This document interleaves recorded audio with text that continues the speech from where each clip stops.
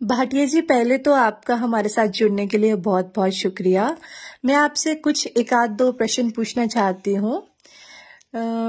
भाटिया जी, जैसे आपने आजकल जो एक नई पहल शुरू की है, तो उस विषय में आप क्या कहना चाहते हैं? पहले तो आपके चैनल का धन्यवाद, जो एक दृष्टिकोण नामक चैनल आपने शुरू किया है, जो एक नई पहल और एक नई बहस जो वर्तमान संदर्भ में शुरू हुई है। वो बहस मूलतः दो ज्वलंत समस्याओं के ऊपर है।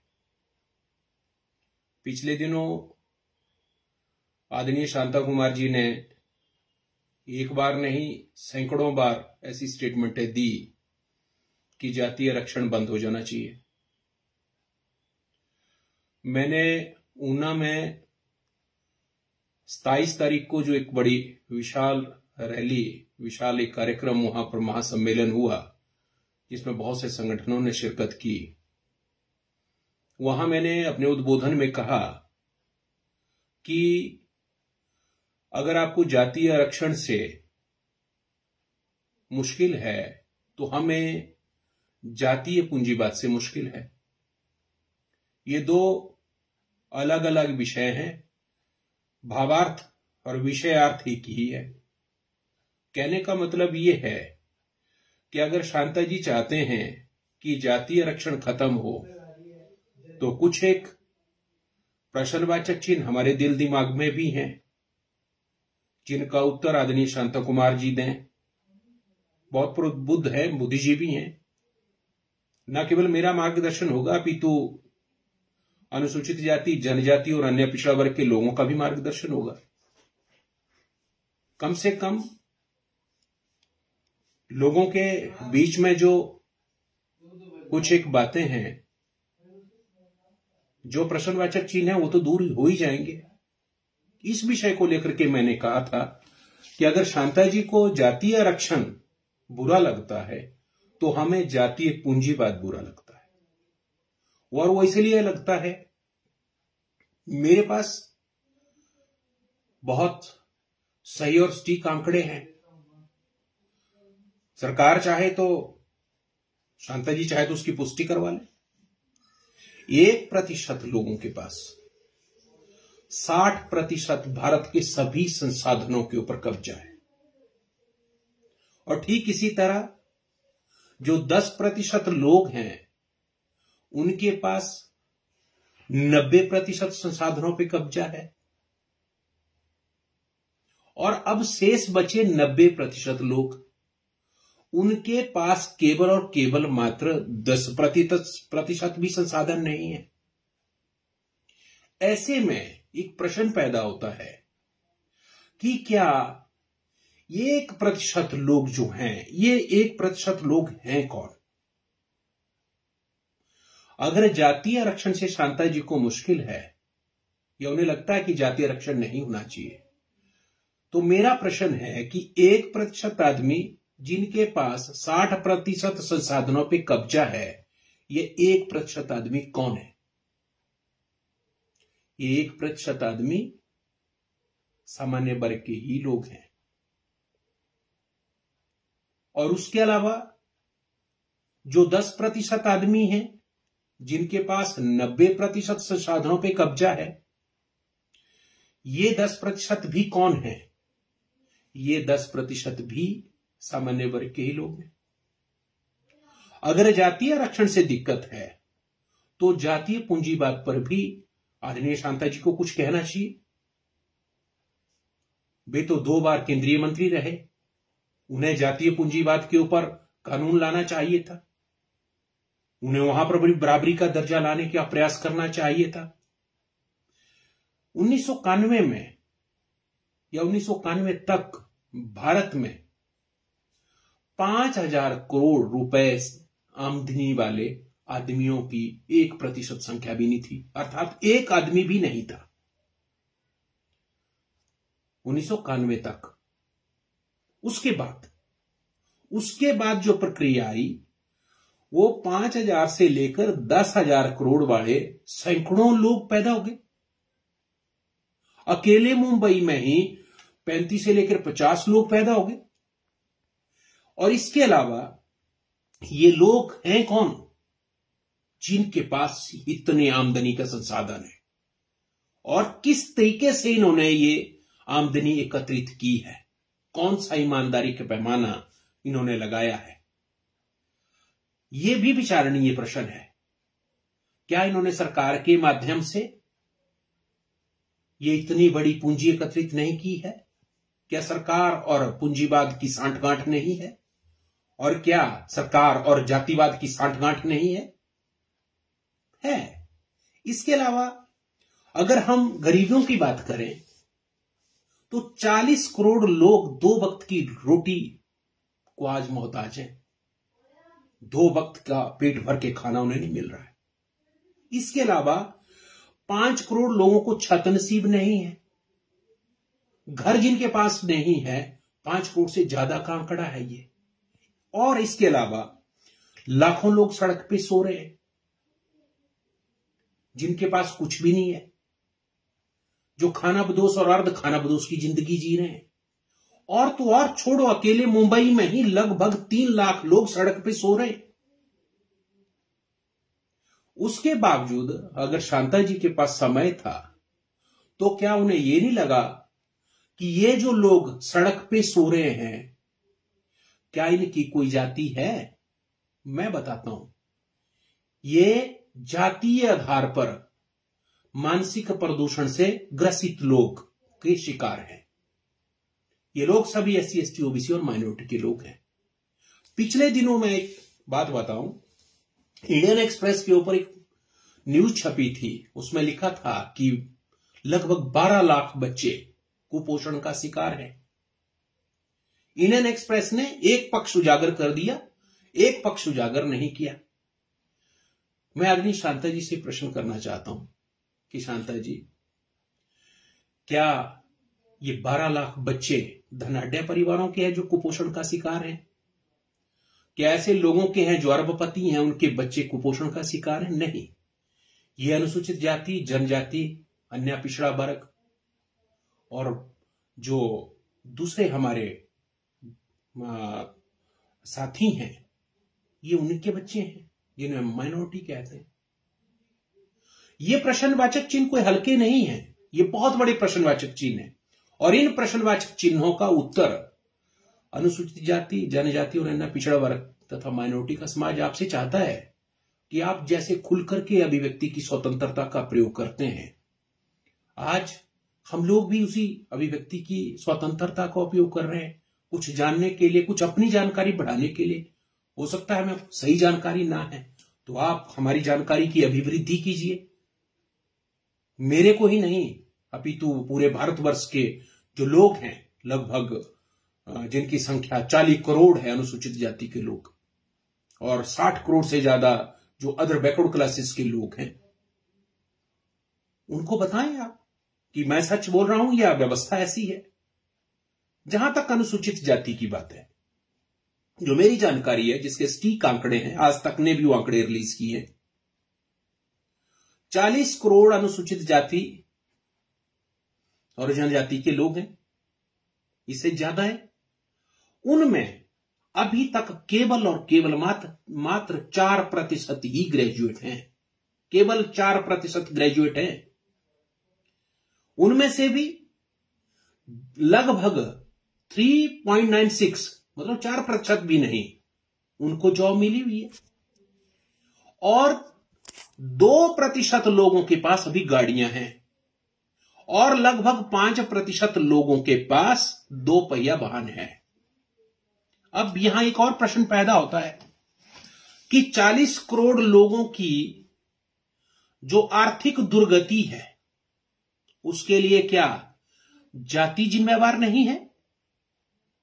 क्योंकि उत्पादन के सभी संसाधनों से उनको बेदखल किया गया है, उन्हें विकास की मूल धारा में शामिल नहीं किया गया और उनकी इतनी बुरी दुर्गति है। अदर बैकवर्ड्स की बात करते हैं, 60 करोड़ आदमियों का एक ही पॉइंट पे हम डिस्कस करेंगे। जो 40 सेंट्रल यूनिवर्सिटी है, उन्हीं पे एक हल्का सा कॉलम थोड़ा सा मैं रखूंगा। 40 सेंट्रल यूनिवर्सिटीज ओबीसी को 27% रिजर्वेशन है, 27% रिजर्वेशन दी गई है। परंतु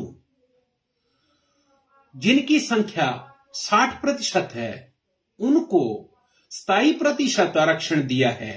परंतु प्रोफेसर इन 40 यूनिवर्सिटियों में कितने हैं, सेंट्रल यूनिवर्सिटियों में, यहां ये आंकड़ा जानने की ज्यादा जरूरत है।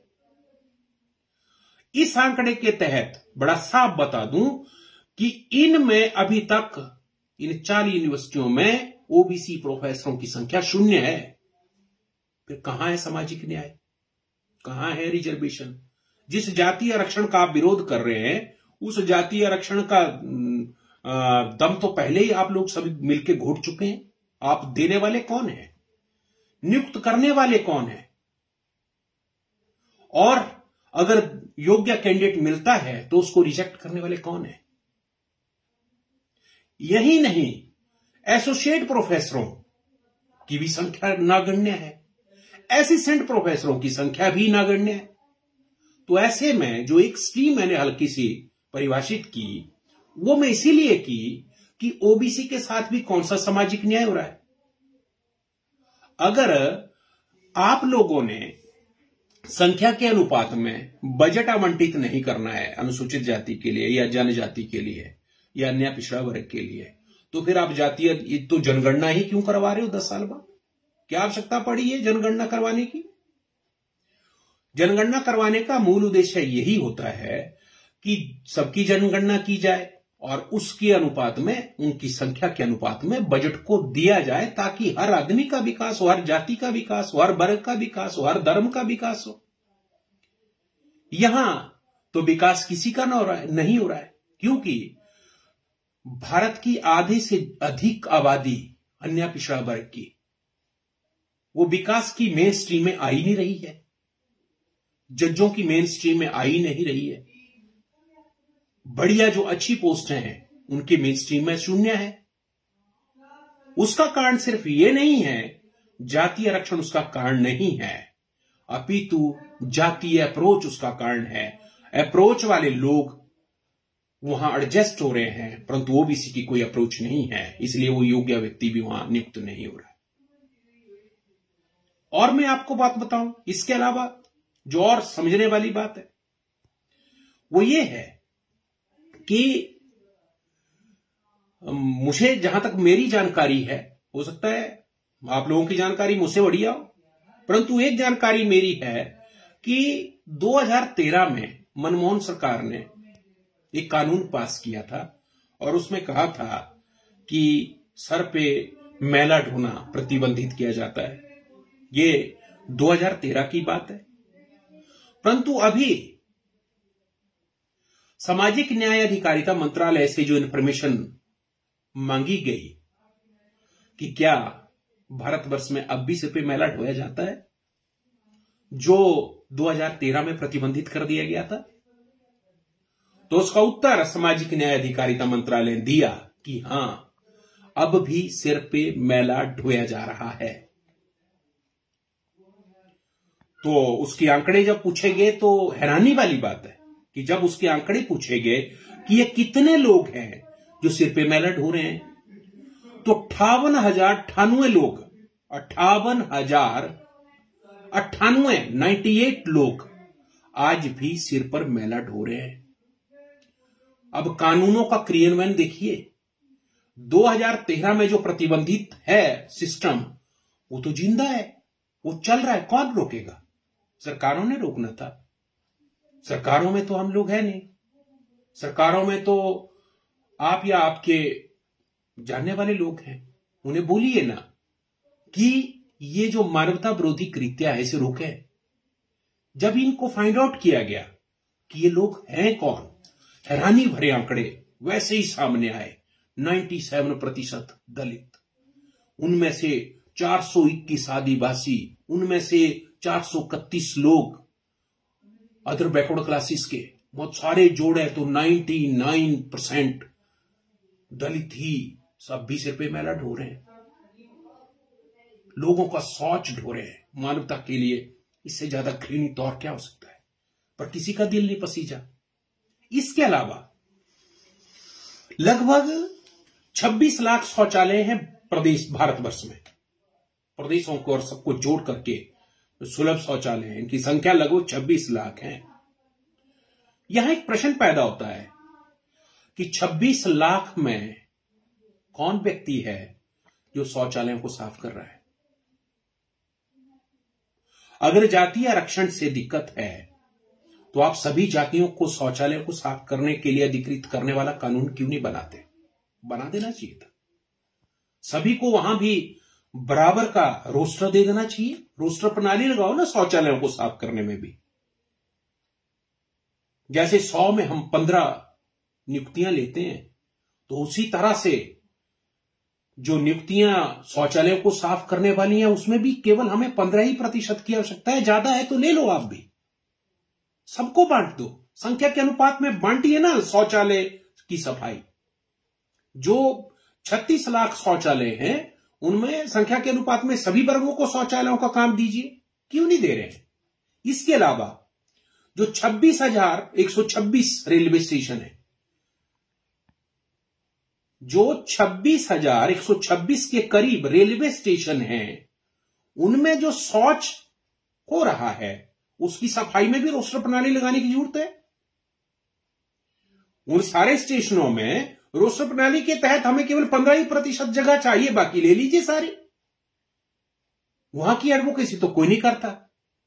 क्या शौच उठाना ये एक जाति का ही अधिकार है?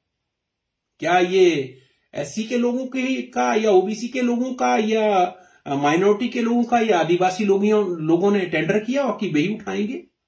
बाकी क्यों नहीं उठाते? बाकियों को भी उठाना चाहिए। अगर जातीय आरक्षण से दिक्कत है तो सब लोगों को वहां लगाने की ज्यादा जरूरत है। और बात, 7,17,000 लोग गटरों की सफाई कर रहे हैं। 7,17,000 लोगों में से हम लोग 100% वहां क्यों रखे गए हैं? वहां भी रोस्टर लगाइए ना। 7 लाख में आप अपना प्रतिनिधित्व उठाइए ना, सामान्य वर्ग के लोगों को भी प्रतिनिधित्व दीजिए, वो भी गटर की सफाई करें, क्यों नहीं करते? अगर आपको जातीय आरक्षण से प्रॉब्लम है तो ये तो पूरी की पूरी एक जातियों को जात को भर के रखा हुआ है। यहां अपना प्रतिनिधित्व मांगिए आप सब, और हम लोग सारे देने के लिए तैयार हैं। हमें किसी दूसरे काम में लगाइए। और बहुत महत्वपूर्ण बात कि 1,760 लोग एक साल में गटर की सफाई करते हुए मरे। आंकड़ा एक बार फिर दुरुस्त कर देता हूं, 1,760 लोग गटर की सफाई करते हुए मरे। कौन जिम्मेवार है इनका? क्या इन्होंने जन्म गटर में मरने के लिए लिया है? क्या इनके जन्म में अच्छे स्वप्न नहीं थे? और अगर ये मरे तो इन्हें इनके परिवार को दोबारा स्थापित करने के लिए, उनकी पुनर्वास व्यवस्था करने के लिए सरकार ने कौन सा कदम उठाया? कोई कदम नहीं उठाया। यहां पर भी क्या एक जाति विशेष को आरक्षण है, आप इसका विरोध नहीं करेंगे? यहां सर्वजन के लिए सबको ये काम करने का मौका मिले, ये मुद्दा उठाएंगे आप? उठाना चाहिए। और मुझे तो ये कहते हुए हैरानी होती है कि इन लोगों के लिए स्वरोजगार देने के लिए, सफाई कर्मियों को स्वरोजगार देने के लिए लगभग 18,199 लोगों को चिन्हित किया गया। 18,000 लोगों को, लगभग 18,199 लोगों को चिन्हित किया गया, परंतु स्वरोजगार के नाम पर केवल 1,522 लोगों को ही मौका दिया गया। 40,000 रुपए दिए जा रहे हैं। 40,000 रुपए सालाना, मतलब दिन के 109 रुपए। उससे कौन सा स्वरोजगार होगा? मैं सारी बातों के लिए एक ही बात कहना चाहूंगा कि ये लोग भी पुनर्स्थापित हो सकते हैं, इनका पुनर्वास हो सकता है। आप इन्हें इनकी संख्या के अनुपात में जमीन दीजिए। अगर ये जमीन इनको स्थायी जमीन मिल जाती है तो ये बहुत अच्छे कृषक हैं। जमीनें नहीं है, 1 मरला जमीन नहीं है, 2 मरला जमीन नहीं है। भूमि सुधारों में इनके लिए कोई सुधार हुआ नहीं, और जो भूमि सुधार हुए हैं वो सारे के सारे लिटिगेशन में पड़े हुए हैं। तो समता कहां आएगी? समानता कहां आएगी? बंधुत्व कहां आएगी? जब भूमि सुधारों में ही कमजोरियां रखी गई हैं तो बराबरी नहीं आ सकती। एक आदमी के पास 200 बीघा जमीन है और एक आदमी के पास 2 बिस्वा जमीन भी नहीं है, कहां बराबरी आएगी? और ये बहुत ज्यादा जमीन वाले हैं कौन?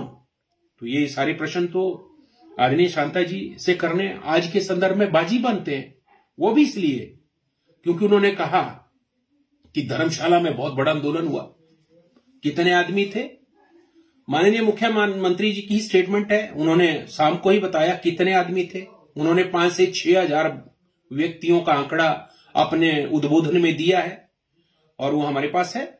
परंतु जो हमने ऑब्जर्वेशन की है तो लगभग 4 से 5 हजार आदमी वहां थे, ये सच है। और इतने आदमी 4 से 5 हजार आदमी तो हम ऊना एमसी पार्क में थे। अगर वो बड़ा आंदोलन है तो फिर ऊने वाला भी तो बड़ा आंदोलन था, उसमें भी तो बड़े लोग थे, सभी वर्गों के लोग वहां इकट्ठे हुए थे। वर्ग विशेष के प्रति इस तरह की सहानुभूति एक बहुत बड़े राष्ट्रीय नेता के लिए उतनी ज्यादा सुशोभामान नहीं होती। समता की बात करना, समानता की बात करना, बंधुत्व की बात करना, ये चरित्र में ढालनी पड़ती हैं बातें। अन्यथा आज भी हिमाचल प्रदेश में छुआछूत चरम सीमा पर है, इस बात से इनकार नहीं किया जा सकता। जिसने हिमाचल प्रदेश को खुली आंखों से देखना पसंद ना किया हो वो व्यक्ति कह सकता कि कोई छुआछूत नहीं है। जिस आदमी ने आंखों से देखा हो तो वो कह सकता है कि हिमाचल प्रदेश में बहुत छुआछूत है। कोई कानून बनाने वाला तैयार नहीं है। हिमाचल प्रदेश में आज भी रास्ते सार्वजनिक हों या रास्तों को राजस्व विभाग में इंदराज किया जाए, 70 साल तक हिमाचल में ऐसा कोई कानून नहीं बना कि सार्वजनिक रास्तों को सार्वजनिक किया जाए और उन रास्तों को रेवेन्यू रिकॉर्ड में इंदराज किया जाए। कानून ही नहीं बना।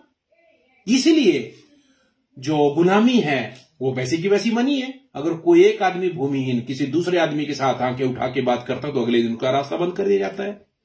99% जो केस हैं पंचायतों के रास्तों के निर्माण के, वो सारे लिटिगेशन में पड़े हुए हैं। वो पैसा ही नहीं खर्च होता क्योंकि व्यवस्था वैसी है। जो स्थायी प्रतिशत आरक्षण है वो हिमाचल प्रदेश में अब भी लागू नहीं है। ओबीसी के लिए हो जाना चाहिए। वो मेरे हिसाब से तो 60% आरक्षण होना चाहिए। संख्या के अनुपात में सबको रिजर्वेशन दे दो। जो 2% है उसको 2% दे दो, जो 6% उसको 6% दे दो, जो 60% है उसको 60% दे दो। क्या दिक्कत आती है? अगर सबका की भलाई चाहते हो तो संख्या के अनुपात, जो संख्या जातीय आधार पर जो जनगणना के आंकड़े उनको सार्वजनिक कर दो। और उसी हिसाब से देखो, यहां इस देश में कुत्तों की जनगणना होती है, पशुओं की जनगणना होती है, पक्षियों की जनगणना होती है। बाहर से आए कई बार न्यूज लगती है कि विदेशी परिंदे बहुत डैमों के ऊपर स्नान करने के लिए आए। मतलब परिंदों की जानकारी है, आंकड़ों की जानकारी है। अदर बैकवर्ड क्लासेस के आंकड़ों की जानकारी क्यों नहीं इकट्ठी की जाती? क्या किस बात से डर है? आंकड़ों की जानकारी होनी चाहिए। अदर बैकवर्ड के सही आंकड़े सबके सामने आने चाहिए। भय वाली तो बात कोई नहीं, ताकि उनको उसी तरह के बजट को अलॉट किया जाए और उनका विकास उसी ढंग से हो, वो भी आगे आए, प्रतिस्पर्धा में आए। भारत किसी व्यक्ति विशेष का नहीं है, किसी जाति विशेष का नहीं है। भारत तो सबका देश है, हम सबका देश है। वो ओबीसी का भी देश है। ओबीसी को भी सहभागिता चाहिए, नौकरियों में भी चाहिए। चूंकि नौकरियों में एक वर्ग विशेष ने कब्जा किया हुआ है, दूसरे वर्ग को बरगलाने के लिए केवल यही कहा जाता है कि ये रिजर्व वाले खा गए। और मैंने आपको आंकड़े दे दिए, रिजर्व वालों को कितने नौकरियां मिली हैं, कितनी बुरी हालत है उनकी। आंकड़े सबके सामने। रिजर्वेशन आज तक लागू नहीं हुआ ठीक ढंग से, ईमानदारी से, क्योंकि लागू करने वाले वैसे हैं। बाबा साहब ने कहा था कि संविधान कैसा भी हो, अगर लागू करने वालों की नीयत बढ़िया होगी तो संविधान बढ़िया साबित होगा। अगर नियत ही बदनीयत होगी तो संविधान क्या करेगा? तो बदनीयत के चलते संवैधानिक अधिकार नहीं मिल पा रहे। तो मैं एक बार फिर से यह कहना चाहता हूं कि जातीय आरक्षण का विरोध करने की अपेक्षा वो तो भारत के संविधान की धारा 16(4) क में वर्णित है। जातीय आरक्षण का विरोध करने का मतलब है भारत के संविधान का विरोध करना। और जो हिमाचल प्रदेश का मुख्यमंत्री 2 बार रहा हो और सेंटर में भी 2 बार कैबिनेट मंत्री रहा हो, महत्वपूर्ण पदों पे रहा हो, उसे भारत के संविधान की अवमानना करना शोभा नहीं देती, गलत सा लगता है। भारत के संविधान का सम्मान करने की जरूरत है। और इस संदर्भ में मैं ये भी कहना चाहूंगा कि आप जो दलित विरोधी कट्टरपंथी लोग हैं, उनके पीठ को थपथपाने की अपेक्षा मानवतावादी सिद्धांत को अपनाने का प्रयास करें। मेरी प्रार्थना रहेगी, मेरी सलाह नहीं रहेगी आपके लिए, क्योंकि सलाह देने वाले हम नहीं हैं, उम्र में छोटे हैं, अनुभव में बहुत कम है। प्रार्थना कर सकते हैं आपसे कि काइंडली आपका जो बौद्धिक जो भंडार है उसको बराबरी की ओर लाएं, हर जगह बराबरी करके दिखाएं। अपने समय में तो आप रूल नहीं बना पाए, अदरवाइज जब आप मुख्यमंत्री थे हिमाचल प्रदेश के, तो आपको रेवेन्यू रिकॉर्ड से ही जातीय शब्द खत्म कर देने चाहिए थे, जाति का नाम ही खत्म कर देना चाहिए था। ये शर्मा वर्मा सारे जितने थे सब हटा देने चाहिए थे। जब रेवेन्यू रिकॉर्ड से सजरा नस्ब से जातीय सिस्टम को ही आप खत्म कर देते तो एक नया हिमाचल बनता। उस समय तो सभी ने अपने गोत्र आगे लगाए, अपनी जातियां आगे लगाई, और आज वही जातीय सिस्टम से नफरत। तो मेरा यही सुझाव रहेगा कि जाति पूंजीवाद पे भी आप जरूर कहें, ताकि मानवता को जिंदा रखा जा सके। एक दृष्टिकोण चैनल ने जो अभी मुझसे बात की, मैं आपका धन्यवाद करूंगा और नववर्ष की हार्दिक मंगल कामनाएं भी मैं हिमाचल प्रदेश वासियों को देता हूं, पूरे भारतवासियों को देता हूं। यह नया साल मंगलमय हो, मानवतावाद इस साल सब दिलों के मन और मस्तिष्क में उपजे, और ये जो क्रूरता है, जातीय दंभ है, जातीय वैमनस्य है हिमाचल प्रदेश में, जो कुछ लोग अर्थियां उठा के पूरे हिमाचल में घूम रहे हैं, नया साल इनको सद्बुद्धि दे और सामाजिक न्याय की परिकल्पना सरकार साकार करे। कुछ लोग 5-4 हजार आदमियों के बहकावे में सरकार ना आए, सरकार अपनी लेवल पे अपना निर्णय ले, तो एक बहुत अच्छा रहता है, क्योंकि लोकतंत्र है, सबका है, सभी लोगों का है, और इसमें सहभागिता एक व्यक्ति की नहीं, सभी की है। मैं इस मंच से, आपके चैनल के माध्यम से, जितने भी भारतवर्ष के बुद्धिजीवी साथी हैं, बुद्धिजीवी से मेरा अभिप्राय है कि जिस समाज में, जिस व्यवस्था में बुद्धिजीवी होते हैं, वहां की व्यवस्था बहुत मजबूत होती है। तो जो सामान्य वर्ग के बुद्धिजीवी साथी हैं, जिन्होंने हमेशा समाज को संगठित रखने का प्रयास किया है, उनसे मेरा आह्वान है। और ऐसे लोग जो अपने आप को कहते हैं कि हम बड़े राष्ट्रीय संगठनों में, राष्ट्र स्तर की बातें करने वाले संगठनों से जुड़े हैं, उनसे भी मेरी अपील रहेगी कि समय बड़ा विकट परिस्थिति की ओर जा रहा है, जातीय वैमनस्य फैल रहा है। आप ऐसे लोगों पर लगाम लगाएं जो मानवता विरोधी टिप्पणी कर रहे हैं, वो लोग जो एक नया कल्चर भारत हिमाचल प्रदेश में स्थापित कर रहे हैं। कौन सी भाषा है, लठ गाड़ देंगे, नीले झंडे वालों को हटा देंगे, अनुसूचित जाति वालों को तो गालियां दे रहे हैं, जनजाति वालों को तो खुल के गालियां दे रहे हैं, ओबीसी को तो खुल के गालियां दे रहे हैं। अभी पिछले दिनों हैरानी की बात, किसी स्टेटमेंट पर मैंने ऊना में किसी से सुना, ये जो कट्टरवादी लोग हैं हिमाचल प्रदेश के, वो सती के लिए भी किस तरह के शब्दों का प्रयोग कर रहे हैं, सतपाल सती।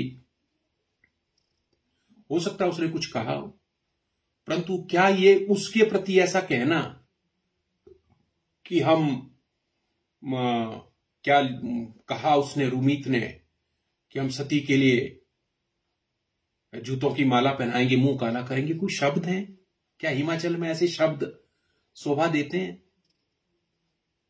नहीं देते। और यहां तक कि जब प्रधानमंत्री हिमाचल प्रदेश में आ रहा है तो वो दलित विरोधी कट्टरपंथी लोग उनके लिए भी बोल रहे हैं कि आप लोग प्रधानमंत्री के प्रति ऐसा ऐसा करो। काली झंडों तक की बात उन्होंने आह्वान किया, उन्होंने प्रेस कॉन्फ्रेंस के माध्यम से, फेसबुक लाइव के माध्यम से। ये कौन सा कल्चर है?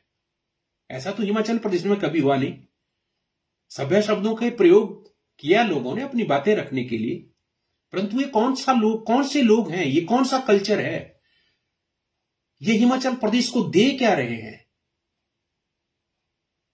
ये लठ की भाषा, ये गाली गलौच, हम सड़क पे आएंगे, हम सड़कों पे लाएंगे, हमने ये कर दिया, सामान्य वर्ग आयोग को लेने के लिए हमने ये कर दिया, वो कर दिया, इस तरह के शब्द गलत शब्द हैं। जो सामान्य वर्ग आयोग है उसका हम इसलिए विरोध कर रहे हैं कि ये अनकॉन्स्टिट्यूशनल है, ये गैर संवैधानिक है, और हमें गैर संवैधानिक जो चीजें हैं, जो अनकॉन्स्टिट्यूशनल कोई भी काम होगा, हम उसका विरोध करेंगे।